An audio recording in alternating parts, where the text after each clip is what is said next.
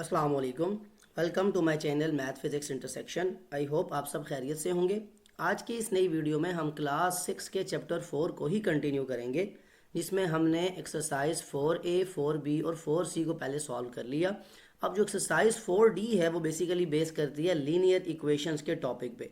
अब यहाँ आपको दो बातें पता होनी चाहिए, एक तो इक्वेशंस क्या होती हैं और फिर लीनियर इक्वेशंस किन्हें कहा जाता है। तो अगर आपको ये कॉन्सेप्ट क्लियर होगा तो फिर आप आगे मूव कर सकते हैं एक्सरसाइज को सॉल्व करने के लिए। अदर देन दैट आप आगे मूव नहीं कर सकते। ओके, अब चैप्टर नंबर 4 की जो फर्स्ट 3 एक्सरसाइजेज थी, 4A, 4B और 4C, उनमें से 4A जो थी वो डिपेंड करती थी नंबर सीक्वेंस के ऊपर, और नंबर सीक्वेंस के बारे में आपने, नंबर पैटर्न के बारे में काफ़ी डिटेल में आपने उस वीडियो में देख लिया था, वो थी 4A। जब आपकी 4B की बात आई तो 4B जो था वो था फंडामेंटल ऑफ अलजबरा। उसमें आपने अलजबरा की जितनी भी बेसिक्स हैं वो पढ़ी कि अलजबरा में बेसिक्स क्या होती हैं, कोफिशिएंट क्या होता है, वेरिएबल क्या होता है, ये सारा। एंड देन 4C जो थी वो आपकी थी एक्सपेंशन। ये मैं बातें क्यों बता रहा हूँ कि इसमें अलजबरा के अंदर हमने जो चीज़ें देखी या एक्सपेंशन के अंदर भी हमने एक टर्म यूज़ की थी लीनियर एक्सप्रेशन, और वहाँ काफ़ी डिटेल में हमने उसको देखा था। तो अगर तो वो वीडियो आप देखते आ रहे हैं तो फिर तो आपको आधा कॉन्सेप्ट तो वैसे ही क्लियर होगा कि लीनियर एक्सप्रेशन किसे कहा जाता है और क्या होती हैं नॉन लीनियर एक्सप्रेशंस, वेरिएबल की पावर का जो है वो उसमें क्या रोल प्ले करता है सारा। तो अगर आपने वो वीडियो देखी हुई है तो फिर तो आप आगे से ही मूव कर रहे हैं, वो चीज़ें काफ़ी क्लियर होंगी। अगर नहीं तो मुझे मेरा यही है कि आप 4B की जो फंडामेंटल अलजबरा की जो फर्स्ट वीडियो है वो ज़रूर पहले यहाँ देख लें, ताकि आपको बहुत सारी चीज़ें क्लियर हो जाएँ, ताकि आपको आगे समझ आ सके बाकी कि हम क्या बात करने जा रहे हैं। अब जो कॉन्सेप्ट है आपका लीनियर इक्वेशंस का, वो बेसिकली आपका पूरे का पूरा डिपेंड करता है लीनियर एक्सप्रेशन के टॉपिक के ऊपर। अगर आपको ये टॉपिक पता है लीनियर एक्सप्रेशन का, अब क्या होती है लीनियर एक्सप्रेशन, आपने लिखी थी x+3, फिर आपने लिखा 2x+5, या आप लिख सकते हैं 3a+7। ये सब क्या है, लीनियर एक्सप्रेशन है, बिकॉज इनमें जितने भी वेरिएबल यूज़ हो रहे हैं इनकी पावर क्या है, 1। सिमिलरली आपने कहीं लिखा था 4b+7c+8d, ये कुछ ऐसे वेरिएबल्स जिनमें आपके पास पावर 1 होती है, इसे आप कहते हैं लीनियर एक्सप्रेशन। अब इसी टॉपिक को, लीनियर एक्सप्रेशन को अगर आगे लेके चलें तो आप जब लीनियर इक्वेशन की बात करेंगे, फर्स्ट ऑफ ऑल तो इक्वेशन क्या होती है। इक्वेशन किसी भी एक ऐसी लिखी हुई टर्म को कहते हैं जिसमें कोई लेफ्ट हैंड साइड हो, दरमियान में इक्वल का साइन हो और राइट हैंड साइड हो। और what does left hand side means कि आपकी कुछ वैल्यूज़ हों जो इधर लिखी हूँ, जैसे अभी आपके पास कुछ लिखा हुआ था, लेट सपोज लिखा हुआ है 2x+3 इक्वल के यहाँ पे 5 लिख दिया जाए, या इसी तरह लिखा हो कहीं पे 3a-b=0, ये सारी। अब इसमें क्या है कि इक्वल है, इक्वल का साइन बिट में आ रहा है, उसके लेफ्ट पे भी कुछ लिखा हुआ है, कुछ राइट पे भी लिखा हुआ है। इससे हम कहेंगे कि ये हमारी क्या बन गई है, इक्वेशन का जो बेसिक कॉन्सेप्ट है ये आपको पता होना चाहिए कि लेफ्ट और राइट पे कुछ टर्म्स होती हैं, वो कभी इक्वल होंगी कभी नंबर होंगी, दोनों तरफ वेरिएबल्स भी आ सकते हैं। कहीं लिखा हो सकता है 3a=9b, ये भी हो सकता है, ये भी तो इक्वेशन है, दरमियान में आपके इक्वल का साइन आ रहा है। अच्छा, अब इक्वेशन का जब कॉन्सेप्ट आपको समझ आ जाए, फिर आपको अगली बात क्या समझनी है कि लीनियर इक्वेशन क्या होता है। तो लीनियर इक्वेशन में जस्ट ये होता है कि जो आपके वेरिएबल यूज़ हो रहे होते हैं उनकी पावर क्या होती है, 1। देखें जितनी भी इक्वेशन मैंने यहाँ पे लिखी हैं उन सब की पावर क्या है, 1 है। इसी तरह मैं आपको डिफरेंट इक्वेशंस और लिखवा देता हूँ, जैसे x-1 = 0, या आप लिख सकते हैं यहाँ पे एक लाइन लगा लें, कुछ और इक्वेशंस लिखें, x/4 = 12। अब x/4 में क्यों, अगेन वेरिएबल की पावर तो 1 है, तो ये अगेन वही टर्म बन जाएगी। फिर सिमिलरली अगर कोई टर्म मल्टीप्लाई हो रही है, जैसे 3x+17 = 24, ये भी एक लीनियर इक्वेशन जिसमें आपके पास वेरिएबल की पावर 1 आ रही है।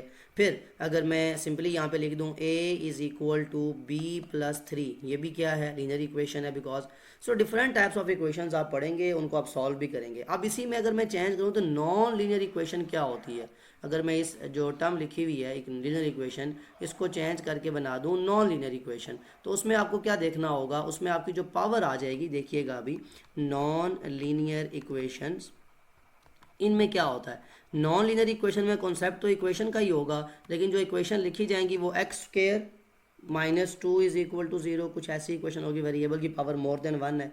या जैसे मैंने अभी फ्रैक्शन की फॉर्म में लिखा था तो x³/4 = 0 होगा। अब यहाँ पे मतलब क्या है कि x की पावर क्या हो गई है, क्यूब हो गई है। सिमिलरली अगर आपकी x की पावर स्क्वायर रूट के अंदर आ जाए, जैसे आपको पता है ना, स्क्वायर रूट आपने पढ़ा हुआ है पहले, तो अब ये भी क्या है, ये भी नॉन लीनियर इक्वेशन है। क्यों? क्योंकि y की पावर तो 1 है, लेकिन आपको मैंने क्या बताया था, स्क्वायर रूट की पावर क्या होती है हमेशा 1/2। तो अगर किसी वेरिएबल के ऊपर स्क्वायर रूट है, इसका मतलब है उस वेरिएबल की पावर क्या लिखी जाएगी जब उसको पावर की फॉर्म में लिखेंगे 1/2। तो दैट मीन्स ये भी किस में आएगी, नॉन लीनियर इक्वेशन में। सो ऐसी जितनी भी इक्वेशंस हैं चाहे वो फ्रैक्शन की फॉर्म में लिखी जाए, मतलब कहीं पे लिखा हुआ है xy plus a/b is equal to 0। अब यहाँ पे आप कहेंगे सर x की पावर 1 है, y की पावर 1 है, a की पावर 1 है, तो ये नॉन लीनियर कैसे है? ये जो बाय b लिखा हुआ है, डिवाइड बाय b, देखें अगर कोई चीज़ ऐसे लिखी हुई है ना 1/b को वेरिएबल है, इसको अगर मैं पावर की फॉर्म में लिखूंगा, जब b ऊपर आएगा तो b की पावर -1 हो जाया करती है। ये बातें कुछ बेसिक्स इक्वेशन की आपको पता होनी चाहिए, ये नॉन लीनियर इक्वेशन में जाती है। तो बेसिक कॉन्सेप्ट क्या हुआ, इक्वेशंस क्या होती हैं बता दिया मैंने आपको। फिर लीनियर इक्वेशंस क्या होती हैं, जिसका बिल्कुल कॉन्सेप्ट जो लीनियर वाला है वो वही है लीनियर एक्सप्रेशन वाला, कि जिसमें वेरिएबल की पावर क्या होती है, पावर ऑफ वेरिएबल इज 1। अगर आपके वेरिएबल की पावर 1 होगी तो वो लीनियर में आएगा, चाहे वो एक्सप्रेशन है चाहे वो इक्वेशन है। पावर ऑफ वेरिएबल, यहाँ पे इज नहीं आएगा, पावर ऑफ वेरिएबल इज 1, कि कोई भी जो वेरिएबल यूज़ हो रहा है उसकी पावर हमेशा क्या होगी, 1। अगर उससे ज़्यादा हो तो चला जाएगा नॉन लीनियर में। सो ये तो था बेसिक इक्वेशन का कॉन्सेप्ट, लीनियर इक्वेशन का कॉन्सेप्ट। अब आपने एक्सरसाइज 4D के अंदर जो एक्सरसाइज है आपकी, उसमें आपको किस तरह के क्वेश्चंस का सामना होगा वो ज़रा देख लेते हैं कि आप कितनी टाइप्स की इक्वेशन देखेंगे जिनके बारे में आपको पता होना चाहिए। अच्छा, आप एक फर्स्ट ऑफ ऑल जो पहला केस आपके पास आएगा वो बहुत सिंप्लीफाइड आएगा कि x + 5 इज इक्वल टू 6 कर लें, कुछ ऐसा। ये आपको जस्ट अपने मतलब बता रहा हूँ डिफरेंट एग्जांपल्स के थ्रू कि 4 डिफरेंट तरह के केसेस को आपने देखना है जिसमें आपको पता होना चाहिए। फर्स्ट केस तो आपका ये हो जाएगा। सेकंड केस ये हो सकता है कि आपका इसके x के साथ कोई कोफिशिएंट है, मतलब 2x + 3 इज इक्वल टू 7, एक ये केस हो सकता है। फिर थर्ड केस ये हो सकता है कि आपका ये जो मतलब आपने कोफिशिएंट लिखा, वेरिएबल लिखा, इसके साथ अगर आप तीसरा केस बनाना चाहें तो वो कुछ यूँ बनेगा कि आपके पास दोनों तरफ मतलब वेरिएबल्स के कोफिशिएंट आ गए। यहाँ पे लिखा हुआ है 2x + 5 इज इक्वल टू, यहाँ लिखा हुआ है 2 के बजाय आप कुछ और कर लें, चलें वेरिएबल के कोफिशिएंट चेंज कर लेते हैं। यहाँ पे लिखा हुआ है 3x + 7, ठीक है, ऐसा भी कुछ हो सकता है। ओके, अब इसके अलावा और क्या हो सकता है, इसके अलावा आप एक आपके पास टर्म आ सकती है जो फोर्थ केस है कि आपके पास एक्सपेंशन का कॉन्सेप्ट जो आपने पीछे पढ़ा था, यानी 2 × 3x। ये सारे मैंने इसलिए लिखे हैं x की फॉर्म में ताकि आपको समझ आ जाए कि एक ही तरह की बात हो रही है, यानी कोई ये नहीं कि मतलब एक ही क्वेश्चन बहुत दफ़ा लिखी जा सकती है डिफरेंट पैटर्न के साथ, ये बताना चाहता हूँ आपको। तो 2 × 3x + 5 is equal to 3x + 7 कर लें, कुछ ऐसा कर लें। तो डिफरेंट ये टर्म्स आएंगी आपके पास। अब यहाँ से आपने करना क्या है, यहाँ पे आप ज़्यादा कंफ्यूज ना हो, 2x सैम करने के लिए तो मैं यहाँ पे नंबर अगर चेंज भी कर दूँ तो मैं यहाँ 5x लिख देता हूँ, चलें आपके मतलब वो एक ही चीज़ बार बार रिपीट ना हो। ओके, अब आपके पास ये 4 केसेस आ सकते हैं एक्सरसाइज 2D के, जिनका आपको पता होना ज़रूरी है। First case, second case, third case, fourth case के, इस तरह की 4 इक्वेशन का सामना होगा आपसे। अब इक्वेशन के कुछ रूल्स हैं, रूल्स ऑफ इक्वेशन, कि किसी भी इक्वेशन में जो टर्म्स लिखी होंगी उनके लिए आपको 4 बातें मज़ीद पता होनी चाहिए। क्या? कि अगर आपके पास कहीं लिखा हुआ है x + 3 इज इक्वल टू 7, आपको x की वैल्यू फाइंड करनी है तो आपको इस 3 को उधर लेके जाना है। यही करते हैं ना आप इक्वेशन बेसिक में प्राइमरी क्लास से करते हुए। या दूसरा आप ये करते हैं कि मुझे इस +3 को ख़त्म करना है तो मैं लिखूंगा सब्ट्रैक्टिंग 3 ऑन बोथ साइड्स। एक मैं बताता हूँ पहले तरीका लिख के, कि मैं लिख सकता हूँ सब्ट्रैक्टिंग 3 ऑन बोथ साइड, जो चीज़ यहाँ पे हो रही है उसको opposite, subtracting 3 on both sides, यानी दोनों तरफ 3 को सब्ट्रैक्ट कर दो। उससे क्या मिलेगा आपको? उससे ये मिलेगा कि आपका ये जो x + 3 है, इधर भी आप एक 3 को सब्ट्रैक्ट करोगे, और लेफ्ट हैंड साइड और राइट हैंड साइड दोनों पे। इक्वेशन का जो बेसिक रूल है वो ये काम कि जो काम लेफ्ट पे होता है वही राइट पे होता है। तो अब इससे क्या होगा, ये +3 - 3, मैंने बताया भी था आपको प्रीवियस वीडियो में कि ये कैंसिल आउट हो जाया करते हैं, +3 - 3 कैंसिल आउट होंगे, तो x किसके इक्वल आ जाएगा, 7 - 3 इज इक्वल टू 4। एक ये तरीका है कि आप सब्ट्रैक्टिंग 3 लिख के ऐसे सोल्यूशन निकाल लें। एक और तरीका थोड़ा सिंपल है जो आपको याद रखना है उसमें भी होता यही है। उसमें क्या होता है कि जो भी इधर वेरिएबल के साथ चीज़ लिखी होती है वो इक्वेशन के दूसरी साइड जाके अपना ऑपोजिट कर देती है। और एक बात याद रखें, हमेशा जो पॉजिटिव है यानी प्लस जो है, जब इक्वेशन के उस तरफ जाएगा, मतलब अगर कोई चीज़ यहाँ प्लस हो रही है तो जब इक्वेशन के उस तरफ जाएगी तो माइनस हो जाएगी। सिमिलरली वाइस वर्सा, मतलब अगर प्लस उधर जाएगा, इक्वेशन के कोई टर्म हो रही है तो वो वहाँ जाके माइनस हो जाएगी। अगर कोई टर्म माइनस हो रही है और वो इक्वेशन के इस तरफ आती है या मतलब अपनी जगह चेंज करती है तो वो प्लस में चेंज चेंज होगी। यानी हमेशा इक्वेशन के एक साइड से दूसरी साइड पे जाते हुए प्लस माइनस में और माइनस प्लस में चेंज होता है। ये बेसिक पहली बात आपको पता होनी चाहिए। बिल्कुल सिमिलरली ऐसे ही अगर इक्वेशन के एक तरफ कोई चीज़ मल्टीप्लाई हो रही है तो दूसरी तरफ जाके वो किस में चेंज होगी, डिवीजन में। ये भी वाइस वर्सा है कि हमेशा मल्टीप्लाई दूसरी तरफ जाके डिवीजन में चेंज होगा और जो डिवीजन है वो हमेशा दूसरी तरफ जाके किस में चेंज हो जाएगी, मल्टीप्लाई में चेंज हो जाएगी। ये बेसिक आपको पता होना चाहिए। सो आप ज़रा इस चीज़ को यहाँ अप्लाई करके देखें ना। ये +3 यहाँ पे ऐड हो रहा था, जब लेफ्ट हैंड साइड से जाएगा राइट हैंड साइड पे तो क्या हो जाएगा, जब इक्वेशन में जगह चेंज करेगा तो ये प्लस के बजाय वाला ये क्या हो जाएगा, -3। तो आप सिंपली लिख लेंगे 7 और ये +3 वहाँ जाके -3 हुआ तो x = 4। बिल्कुल वही सेम आंसर आया। सो एक वो कॉन्सेप्ट है जो पीछे आपने देखा वो बिल्कुल थोड़ा बेसिक लेवल का है, वो हर जगह तो अप्लाई नहीं लिख सकते आप इस तरह। सो ये वो बेसिक चीज़ आपको पता होनी चाहिए। ये पहला रूल था कि अगर कोई चीज़ ऐड या सब्ट्रैक्ट हो रही हो तो कैसे होगी। इसी को मैं रेज करके आपको सब्ट्रैक्ट के लिहाज से भी सिखा देता हूँ कि अगर आपके पास एक वेरिएबल है a - 3 = 4, ठीक है। अब आपको क्या करना है, अगेन वेरिएबल को सिंगल करना तो ये चीज़ वहाँ जानी चाहिए ना। तो क्या हो जाएगा यहाँ पे कि ये आपका a = 4, ये 3 यहाँ सब माइनस हो रहा था तो इक्वेशन के उस तरह के क्या हो जाएगा, मैंने क्या बताया, प्लस होना चाहिए। तो a 4 + 3 कितना होता है, 7। तो ये a की वैल्यू आ जाएगी। हमेशा आपको जो होती है इक्वेशन उसमें अननोन को फाइंड करना होता है। सो ये आपकी दूसरी बात होगी रूल ऑफ इक्वेशन के अंदर। अब आप तीसरी वो मल्टीप्लाई वाली बात देख लेंगे। कोई चीज़ अगर यहाँ पे आपकी मल्टीप्लाई हो रही है तो वहाँ जाके उसका कॉन्सेप्ट क्या होगा। मतलब कहीं लिखा हुआ है 2x = 8। अब आपको x को फाइंड करना है, लेकिन x के साथ कोई नंबर मल्टीप्लाई हो रहा है। मैंने क्या बताया था, जब वेरिएबल और नंबर साथ लिखे हों दैट मीन्स वो मल्टीप्लाई हो रहे हैं। तो 2x से मल्टीप्लाई हो रहा है और मुझे 2 को ख़त्म करना है। तो एक तरीका तो वही जो मैंने आपको बताया, ये डिवाइडिंग बोथ साइड्स बाय 2, क्योंकि आपको जो चीज़ ख़त्म करनी होती है उसको अपोजिट करना होता है, डिवाइडिंग 2 ऑन बोथ साइड, ठीक है। अब इधर भी आप लिखेंगे 2x, इसको भी 2 से डिवाइड करेंगे। इधर जो 8 लिखा हुआ है इसको भी 2 से, बिकॉज मैंने क्या बताया, इक्वेशन में जो काम एक तरफ होता है वही काम दोनों तरफ होता है। 2 से कैंसिल हो जाएगा, 2 1 ज़ा 2 4 ज़ा 8 आ जाएगा। तो x = 4 आ जाएगा। ये आपका एक आंसर। तरीका ये है कि आपको इस 2 को ख़त्म करना होता है, x की आपके पास वैल्यू आ गई। लेकिन इसी को अगर मैं इस तरह लिखना चाहूँ, जैसे मैंने बताया अभी आपको, मल्टीप्लाई किस में हमेशा चेंज होता है, डिवाइड में। तो मुझे बताएं ये 2 यहाँ पे क्या हो रहा है, मल्टीप्लाई, वहाँ जाके क्या हो जाएगा, डिवाइड। तो अब जब इसका सोल्यूशन लिखेंगे तो आप सिंपली ये भी लिख सकते हैं कि x = 8 और ये 2 हो रहा था मल्टीप्लाई। तो जब यहाँ से मल्टीप्लिकेशन से वहाँ जाएगा तो क्या किस में चेंज होगा, डिवीजन में। तो 8 / 2। अब अगेन कटिंग करें, 2 1 ज़ा 2 4 ज़ा 8। तो क्या आपकी वैल्यू सेम आई या नहीं आई, x = 4। और यही आपका प्रीवियस उस तरह भी आंसर था। सो 2 डिफरेंट मेथड्स में आपको यहाँ सिखाना चाह रहा था। अब यही काम आप देख लें डिवीजन के लिहाज से क्या होगा। कहीं लिखा हो x / 2 = 3। अब एक तो यह है कि इस डिवाइड बाय 2 को खत्म करना, तो क्या लिखूं, मल्टीप्लाई 2 ऑन बोथ साइड्स। ये 2 मल्टीप्लाई होगा वहाँ जाके, जैसे तरीका बताया। दूसरा यह है कि मुझे सिंपल पता है ना कि मल्टीप्लाई किस में चेंज होता है, डिवाइड में। तो यही काम मैं करूँगा, मैं लिखूंगा x = 2। अब इस 2 को मैंने कहाँ लेके जाना है, इक्वेशन के उस तरफ, यानी जगह चेंज करनी है। सो ये 2 यहाँ हो रहा था डिवाइड, वहाँ जाके क्या हो जाएगा, मल्टीप्लाई। मैंने बताया था ना ये आपस में इंटरचेंज होते हैं। तो 3 × 2 बताएं क्या हो जाएगा, x = 3 2 ज़ा 6। सो ये आपका वो आंसर है। सो ऐसे आपने इक्वेशन को, ये रूल्स ऑफ इक्वेशन है, 4 रूल्स ऑफ इक्वेशन आपको ये पता होने चाहिए। ये अगर आपको 4 रूल्स पता है, ये आपको पता है कि मल्टीप्लाई डिवाइड में, डिवाइड मल्टीप्लाई, और प्लस माइनस में, माइनस प्लस में होता है चेंज, तो फिर आपका कॉन्सेप्ट बहुत ज़्यादा इजी हो जाता है। फिर आपको कोई चीज़ इशू नहीं करती। अब इस चीज़ को अप्लाई करें इन चारों केसेस पे। इन चारों केसेस को आपको ऐसे सॉल्व करना पड़ेगा। यहाँ इसलिए इतना डिटेल में समझा रहा हूँ कि क्वेश्चन सॉल्व करते हुए कोई डिफिकल्टी नहीं आएगी। जो केस 1 है आपका, देखें अब ये रूल तो समझ आ चुका है आपको, तो बहुत आसानी से समझ आ जाएगा कि लिखा हुआ है x + 5 = 6। तो जब सोल्यूशन में आऊँगा तो मैं क्या करूँगा, मुझे x को सिंगल आउट करना है, = ये 5 यहाँ हो रहा था ऐड, तो वहाँ जाके क्या हो जाएगा, सब्ट्रैक्ट। प्लस किस में होता है चेंज, माइनस में। तो x = 6 - 1, क्या 6 - 5 क्या आ गया, 1 आपका आंसर।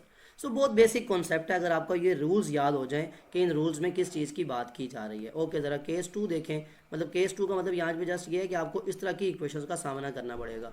तो यहाँ लिखा हुआ है 2x + 3 = 7। सोल्यूशन में आके फर्स्ट ऑफ ऑल तो पहली बात कि ये 2x, ये प्लस का 3 है, तो जब वहाँ जाएगा तो क्या हो जाएगा, माइनस का 3, प्लस माइनस में चेंज होता है।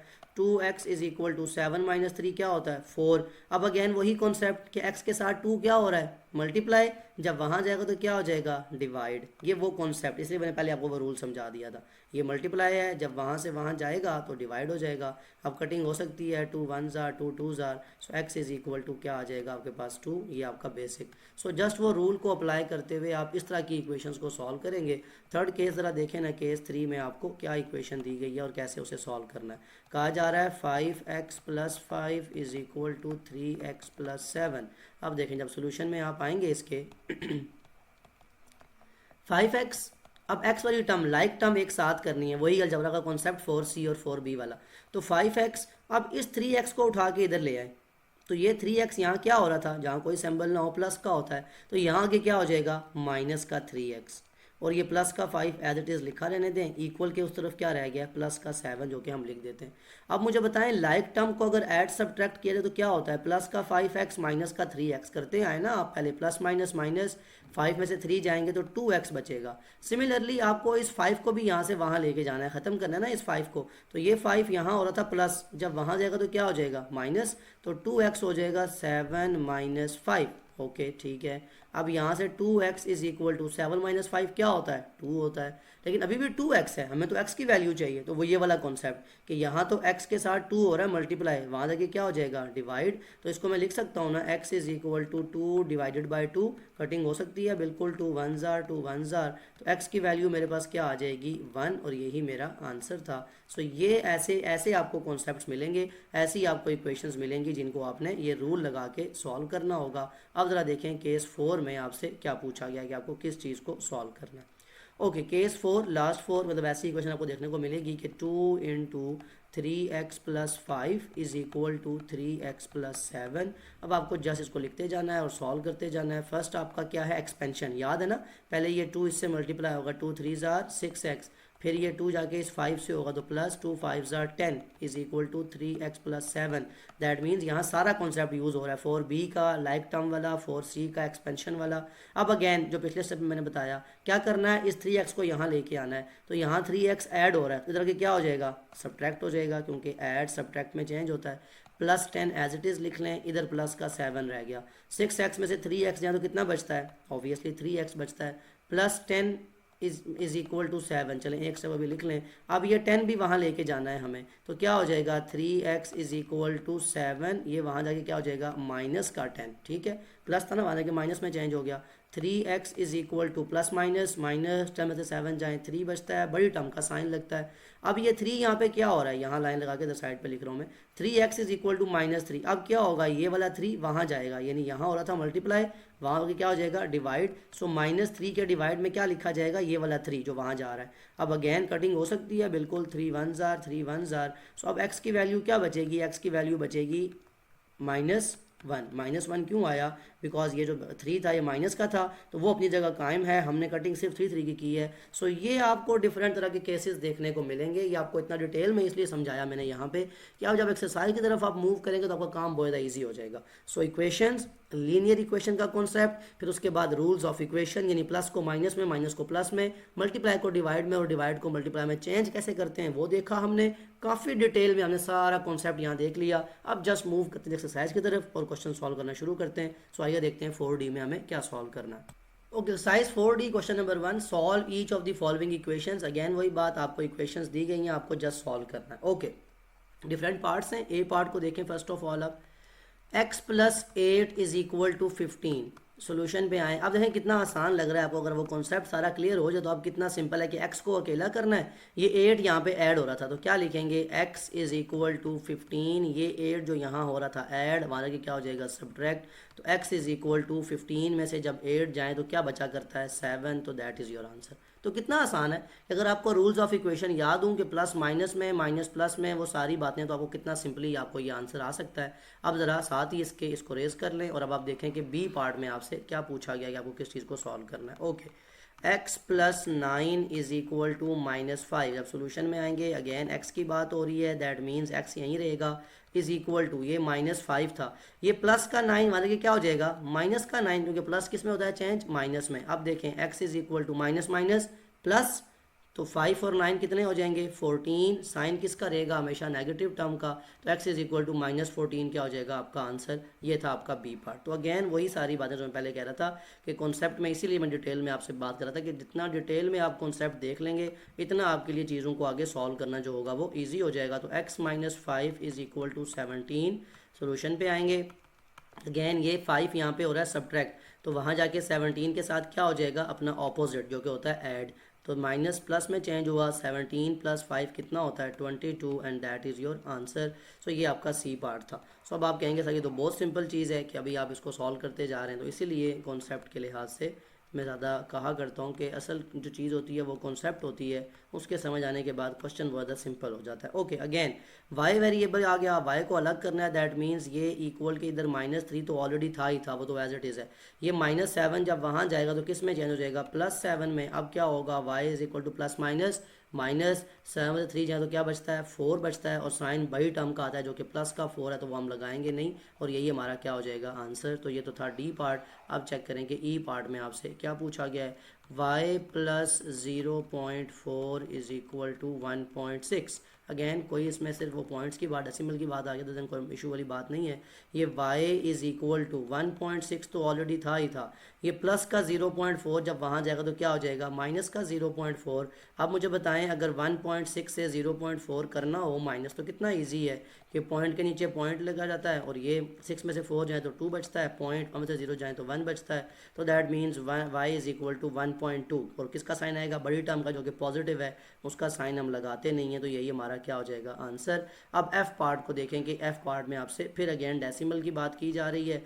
Again y - 2.4 is equal to 3.6। Solution में आए, आपको वेरिएबल को सिंगल आउट करना है, तो variable y is equal to 3.6 as it is, ये माइनस मान के क्या हो जाएगा +2.4। यही बताया ना मैंने, ये जब इक्वेशन की जगह चेंज करती हैं आपस में 3.6 2.4 दोनों को ज़रा ऐड करें, आसान काम है। पॉइंट के नीचे पॉइंट, इनको एडिशन करेंगे, 6 और 4 कितना होता है 10, तो 0 आया, 1 कैरी, 3 + 2 5 और 1 6, 6.0 जिसको आप सिंपली 6 भी लिख सकते हैं, और ये आपका क्या है आंसर है एफ पार्ट का। अब नेक्स्ट देखें आपसे लास्ट पार्ट जो है जी पार्ट, उसमें किस चीज़ को सॉल्व करने के लिए कहा गया है, इसको भी रेज कर लें बिकॉज ये आप रफ वर्क आपका प्रीवियस क्वेश्चन का था जो आप सॉल्व कर चुके हैं। Okay G part, -2.7 + a is equal to -6.4। अब उसने कंफ्यूज करने के लिए वेरिएबल बाद में लिखा, नंबर पहले लिखा, लेकिन आपने कंफ्यूज नहीं होना। आपके लिए ये a है, ये इधर ही रहेगा, इज इक्वल टू ये -6.4 था, और ये माइनस का 2.7 जब वहाँ जाएगा तो क्या हो जाएगा किस में जाना जाएगा प्लस में जाना जाएगा। तो मतलब यही हुआ कि आपको फोकस करना है नंबर के ऊपर, कि आपको, मैं इसका ज़रा कलर वही रखूँ जो सोल्यूशन में होना चाहिए आपका, -2.7 प्लस में चेंज हुआ तो प्लस का 2.7 हो जाएगा। यानी आपने वेरिएबल को हमेशा सिंगल आउट करना होता है, उसके साथ जो चीज़ है उसको वहाँ लेके जाना है। अब बताएं प्लस माइनस माइनस, इसका मतलब हुआ कि 6.4 से 2.7 को माइनस करना है मैंने। ये मुझे बात किसने बताई, इस प्लस माइनस माइनस ने, और साइन किसका आता है हमेशा बड़ी टर्म का, मैंने पहले ही लगा लिया। अब ज़रा मुझे बताएं ना माइनस कैसे करूँ, 4 से 7 तो जाता नहीं है, तो यहाँ से क्या ही लूँगा, तो यहाँ 5 बचेगा, यहाँ 14 आ जाएगा, 14 से 7 जाए तो 7 बचा करता है, पॉइंट लगा, 5 से 2 जाए तो 3 बचता है, तो दैट मीन्स -3.7 आपका आंसर आ जाएगा। ये था आपका क्वेश्चन नंबर 1 का, जितने भी पार्ट्स हमारे ए से लेके जी तक थे उन सबको हमने सॉल्व कर लिया। अब कॉन्सेप्ट क्लियर था, इसलिए हमें इनको सॉल्व करने में किसी किस्म की कोई डिफिकल्टी नहीं आई। चेक करते हैं क्वेश्चन नंबर 2 में हमें क्या सॉल्व करने के लिए कहा गया है। क्वेश्चन नंबर 2 देखें, solve each of the following equations. Again आपके पास इनका आपका सोल्यूशन निकालना है। अब वहाँ ये जो दूसरे केसेस थे मैंने बताए थे आपको मल्टीप्लाई डिवाइड वाले, वो यहाँ यूज़ होंगे। ए पार्ट है 4x इज इक्वल टू -20 है। जब सोल्यूशन पे जाएंगे आप, तो मुझे बताएं क्या तरीका बताया मैंने, कि जो चीज़ यहाँ पे, अब मैं यहाँ पे साइड पे लिख रहा हूँ कि मल्टीप्लाई हमेशा जब इक्वेशन के उस तरफ जाएगी तो किस में चेंज होगा, वो डिवाइड में, यानी मल्टीप्लाई डिवीजन में चेंज हुआ करेगा और डिवीजन मल्टीप्लाई में चेंज हुआ करेगी। ये बातें आपको बताई जा चुकी है इक्वेशन के रूल के अंदर। तो यहाँ भी क्या करना है, x के साथ 4 क्या हो रहा है मल्टीप्लाई, तो x इज इक्वल टू यहाँ क्या हो जाएगा -28/4, यानी ये एज इट इज़, और ये 4 जो यहाँ हो रहा था मल्टीप्लाई, यहाँ आगे क्या हो जाएगा डिवाइड। ये बेसिक कॉन्सेप्ट है, ऐसे ही आप इसको लिख भी सकते हैं। x is equal to, cutting होती है बिल्कुल होती है, 4 2 से कटिंग कर लें पहले, या बेशक 4 से डायरेक्ट कर लें। 2 2s are 4, 2 1s are 2, 2 4s are 8, again 2 से होती है, 2 1s are 2, 2 7s are 14, तो x इज इक्वल टू क्या आएगा, 7 आएगा या -7 आएगा, ऑब्वियसली माइनस, बिकॉज ये माइनस का साइन जो था ये एज इट इज है, इसको हमने इसमें कोई चेंजेस नहीं की। सो ये था आपका ए पार्ट। अगेन वही बात, कॉन्सेप्ट अगर आपने वो पता है आपको क्लियरली तो फिर आपके लिए ये बहुत सिंपल से क्वेश्चन हैं। ओके, बी पार्ट देखें, -24x is equal to -144।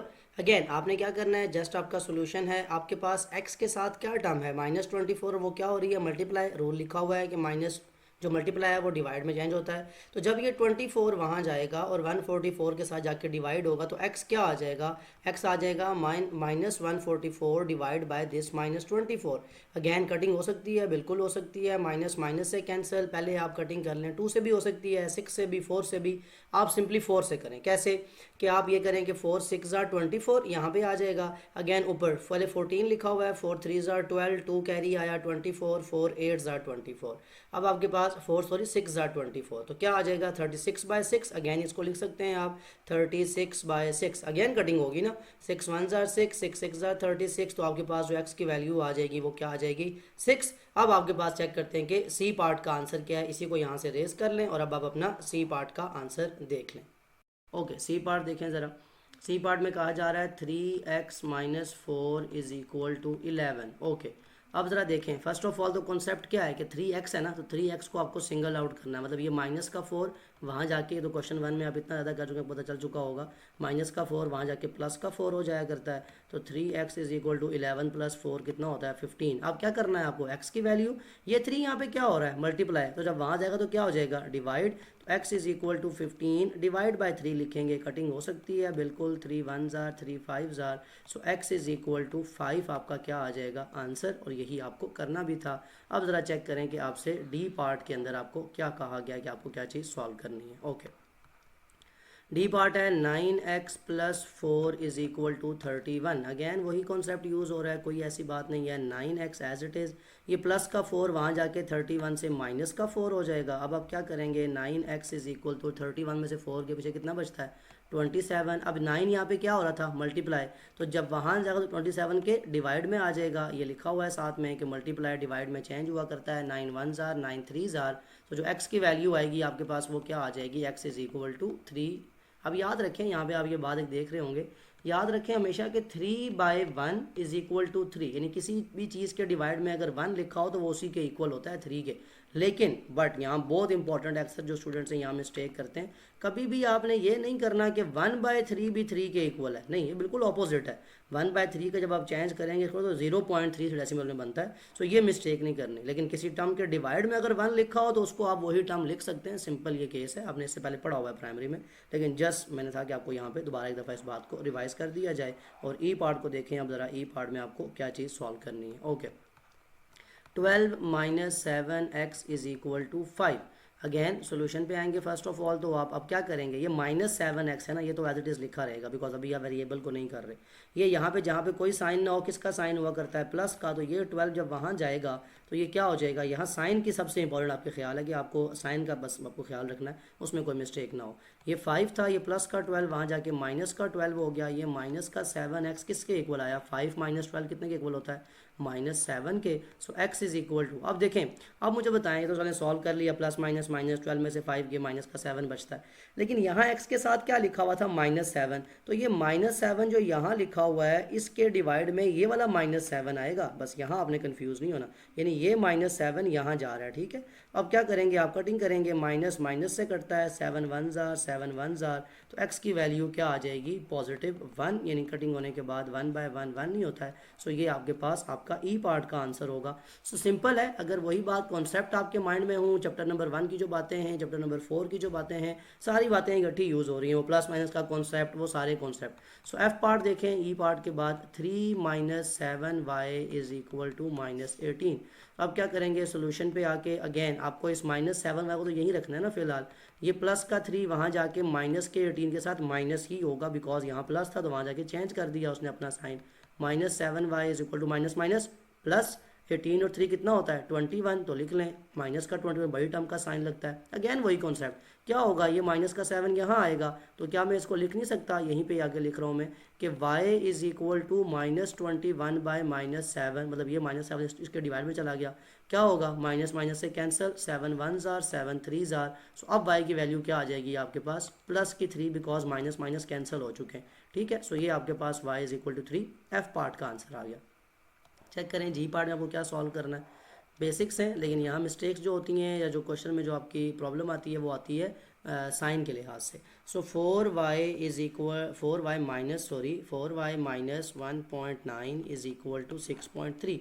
Again decimal का क्वेश्चन है, आपको जस्ट पॉइंट का ख्याल रखना है। तो फर्स्ट ऑफ ऑल तो आप लिखें ना कि ये जो आपका 4y है ये एज इट इज़ है, इज़ इक्वल टू 6.3, और ये 1.9 यहाँ हो रहा है माइनस, मतलब कि क्या हो जाएगा प्लस 1.9 लिख सकते हैं। 4y इज इक्वल, को ऐड करें ज़रा, क्या बनता है 6.3 प्लस 1.9, इसके पॉइंट के नीचे 0.3 और 9 कितना होता है 12, 2 आया 1 कैरी, 6 1 7 और 1 8, 8.2, 4y इज इक्वल टू 8.2। अब क्या करें, अब क्या होगा, अब ये 4 जाके वहाँ डिवाइड हो जाएगा, यहाँ क्या हो रहा था मल्टीप्लाई ना, वहाँ जाके जब डिवाइड होगा, so y is equal to 8.2 divided by 4।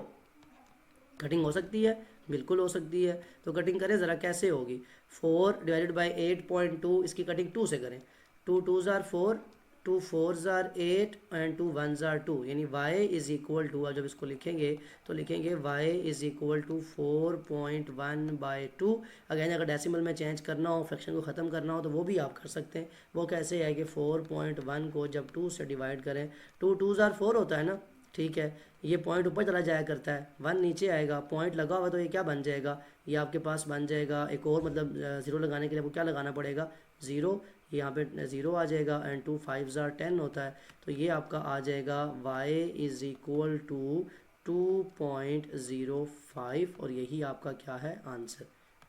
Okay, सब क्या देखना है हमें, जी पार्ट का आंसर भी हमारे पास आ गया। अब एच पार्ट को देख लेते हैं कि एच पार्ट में हमें किस चीज़ की वैल्यू को फाइंड करने के लिए कहा गया है। ये रूल ऐसे लिखा रहने दें। ओके, एफ पार्ट को देखें ज़रा, एफ पार्ट है, सॉरी एच पार्ट आपका, जी पार्ट आपने किया ना अभी, एच पार्ट आपका है कि -3y -7.8 is equal to -9.6। Again question क्या है आपका, फर्स्ट ऑफ ऑल आपको क्वेश्चन पे फोकस करना है कि क्या वेरिएबल जो है वो इट इज़ लिखा रहेगा, यानी -3y एज इट इज़, ये -9.6 के साथ क्या होगा, ये जो माइनस का 7.8 था ये वहाँ चला जाएगा, सो यहाँ माइनस था तो वहाँ क्या हो जाएगा प्लस का 7.8। अब आप क्या करेंगे, अगेन वही कॉन्सेप्ट पॉइंट का, मुझे बताएं प्लस माइनस क्या होता है, माइनस और बड़ी टर्म का साइन, तो वो पहला काम कर लें। तो प्लस माइनस माइनस, बड़ी टर्म का साइन लगा लिया, 9.6 में से 7.8 को माइनस करना है, ज़रा करें 9.6 माइनस करें 7.8, तो 6 में से 8 जाते नहीं है, कैरी लिया, यहाँ 8 बना, यहाँ 16 रह गया, 8 रह गया, 16 बना, 16 में से 8 जाएँ तो 8 आता है, पॉइंट लगा, 8 में से 7 जाएँ तो 1 आता है, that would be equal to minus का 1.8। अब क्या करेंगे आप, अब आपको y को अकेला करना है, दैट मीन्स ये जो माइनस का 3 है इसको ख़त्म करना है, तो ये यहाँ मल्टीप्लाई हो रहा है, वहाँ जाके क्या हो जाएगा डिवाइड, सो -1.8 डिवाइड बाय -3। पहला काम तो ये करें कि माइनस को माइनस के साइन से कट कर लें। अब क्या बचेगा आपका, अब आपकी सिंपल जो कटिंग है उसमें ये होगा कि आप 1.8 को डिवाइड करेंगे, यहाँ साइड में कर रहा हूँ कि 1.8 को डिवाइड किया जाए अगर 3 से। अब 3 का टेबल देखें, इसमें तो जाता नहीं है पॉइंट पे, तो आप एक और काम क्या कर सकते हैं कि आप पॉइंट को पहले ही ऊपर ले जाएं। अब आपके पास ये पॉइंट जब चला गया ऊपर, तो ये नंबर क्या रह गया 18, तो 1.8 जब इससे मल्टीप्लाई होगा तो 3 6 होता है, तो 0.6 आपका आंसर आ जाएगा। तो 3 इज इक्वल, मतलब y आप जो लिखेंगे y is equal to, minus minus तो कैंसिल आउट हो चुका है, तो 0.6। क्यों, क्योंकि 1.8 देखें ना, ये जो पॉइंट है आपका इंपॉर्टेंट है, ये कॉन्सेप्ट आपको पता होना चाहिए कि जब भी पॉइंट में कोई ऐसा नंबर आता है तो आपको उसको डिवाइड करते हुए क्या ख्याल करना है कि ये पॉइंट ऊपर ले जाएं, ताकि अब ये आपके जहन में ये होना चाहिए कि अब ये पॉइंट रहा ही नहीं है, ये जो पॉइंट लिखा हुआ है, क्योंकि ऊपर चला गया ना, तो अब 3 6 18 होता है, तो ऐसे इस कॉन्सेप्ट को लेके चलना है आपको। सो y इज इक्वल टू 0.6 ही आपका क्या हो जाएगा आंसर, यहाँ तक आपका क्वेश्चन नंबर जो एच पार्ट है इसका ये कंप्लीट हो जाता है। अब जो आपका आई पार्ट है इसका दो लास्ट पार्ट्स रह गए। ओके, आई पार्ट देखें क्या क्वेश्चन है, 7y-2 होल 3 बाई, ये होल लिखा हुआ है, ठीक है, 2 होल 3/4 इज इक्वल टू 1/2। अब क्या करना है, फर्स्ट ऑफ ऑल तो अब इस होल नंबर को ज़रा चेंज कर लें। क्या लिखा हुआ है, 2 होल 3/4, बताएं क्या होता है। 2 होल 3/4 को जब चेंज करेंगे, 4 2 ज़ार 8, 8 और 3 कितना हो जाता है 11, तो ये 11/4 हो जाएगा। जब सोल्यूशन में आऊँगा तो मतलब मैंने लिखना क्या है, मैंने ये लिखना है कि 7y माइनस ये 11/4 में चेंज हो गया इज इक्वल टू 1/2। अब क्या होगा, मुझे वेरिएबल फाइंड करना है, तो जो साथ लिखी हुई टर्म है वो कहाँ चली जाया करती है, दूसरी तरफ। तो ये बन जाएगा 7y is equal to 1/2 plus 11/4। Again आपने क्या करना है, अब ये सॉल्व हो सकता है, बिल्कुल हो सकता है अगर इनके डिनोमिनेटर सेम हो। डिनोमिनेटर सेम कैसे होते हैं, जब हम एलसीएम लेते हैं तो 2 और 4 का एलसीएम क्या आएगा, बताएं ज़रा। 2 1 ज़ार 2, 2 2 ज़ार 4 आ जाएगा। अगेन 2 1 ज़ार 2, 2 1 ज़ार 2, तो एलसीएम क्या आ जाएगा, जब इन दोनों को मल्टीप्लाई करेंगे तो एलसीएम 4 आ जाएगा। दैट मीन्स मुझे इन दोनों टर्म को 4 बनाना है, यानी 2 को और 4 को। तो 4 तो ऑलरेडी 4 बना हुआ है, मैं जस्ट यहाँ लाइन लगाता हूँ, मैं लिखूंगा 7y इज इक्वल टू 1/2। 4 कैसे बनेगा, जब इस 2 को 2 से मल्टीप्लाई करेंगे, और जो काम डिनोमिनेटर में होता है वही न्यूमिनेटर में। ये तो ऊपर ऑलरेडी 11/4 बना हुआ था, तो 7y इज इक्वल टू, बताएं डिनोमिनेटर सेम हो गया, बिल्कुल हो गया कि 2 2 ज़ार 4 है, ये भी 4 है, ठीक है। ऊपर 2 1 ज़ार 2 प्लस 11, 2 प्लस 11 क्या होता है 13। ये रफ वर्क में जो आपका काम हो चुका है इसको रेस कर दें। अब यहाँ से क्या हुआ, अगेन लाइन लगाएं, आपकी टर्म क्या बनती है, ये बनती है 7y इज इक्वल टू 13/4। अब क्या होगा, आप देखें वही कॉन्सेप्ट जो मल्टीप्लाई और डिवाइड लगे, मल्टीप्लाई डिवाइड में, डिवाइड मल्टीप्लाई में चेंज, y के साथ क्या लिखा हुआ है 7। सो ये 7 जब इसके डिवाइड में आएगा, दो तरीके यहाँ हो सकते हैं, एक ये कि 13/4 को आप डिवाइड करें, जो पॉइंट का आंसर आए उसको यहाँ मल्टीप्लाई कर दें, ठीक हो गया। लेकिन वो आपके थोड़ा कंफ्यूजिंग है, तो 7 को वहाँ लेकर जाना ज़्यादा ईजी काम है कि 7 यहाँ हो रहा है मल्टीप्लाई, तो y इज इक्वल टू 13 के डिवाइड में क्या था 4, तो ये 7 भी कहाँ आ जाएगा, डिवाइड में आ जाएगा, और आके इस 4 से क्या हो जाएगा मल्टीप्लाई, तो ये बन जाएगा 13 डिवाइडेड बाई 4, 7 आर 28, और यही आपकी y की वैल्यू भी थी, y इज इक्वल टू 13/28, और ये आपका आई पार्ट का आंसर आ गया। कॉन्सेप्ट अगेन वही है। अब ज़रा चेक करें कि आपसे जे पार्ट में क्या पूछा गया है, कि आपको किस चीज़ को सॉल्व पार्ट है। अगेन 1 होल 1/2 लिखा हुआ है, ठीक है, इसको होल में लिख रहा हूँ मैं, -2y is equal to 1/4। Again सारा वही कॉन्सेप्ट होगा, देखिएगा ज़रा कि 1 होल 1/2 को ज़रा चेंज करें, 2 1 ज़ार 2, 2 plus 1 3/2, -2y is equal to 1/4। क्या होगा, अब -2y एज इट इज़ यहीं रह जाएगा, ठीक है। ये 1/4 के साथ ये वाला जो 3/2 प्लस हो रहा था वहाँ जाके क्या हो जाएगा माइनस का 3/2। अगेन डिनोमिनेटर क्या है इनके डिफरेंट, इनको सेम करना पड़ेगा। कैसे सेम होते हैं डिनोमिनेटर, एलसीएम लेके 2 और 4 का, अभी एलसीएम लिया था हमने, क्या आया था 4, दैट मीन मुझे इन दोनों को 4 बनाना है। सो माइनस का 2y जो लेफ्ट हैंड साइड पे है वो एज इट इज़, यहाँ 1/4 तो बनाया है, मतलब इसको 4 को चेंज नहीं करना मुझे, 2 को 4 बनाना है, तो 2 2 ज़ार 4 होता है, तो जो ऊपर नंबर लिखा हुआ है इसको ही मुझे 2 से मल्टीप्लाई करना पड़ेगा। बेसिक कॉन्सेप्ट है, प्राइमरी क्लास से आप करते आ रहे हैं, प्राइमरी स्कूल से।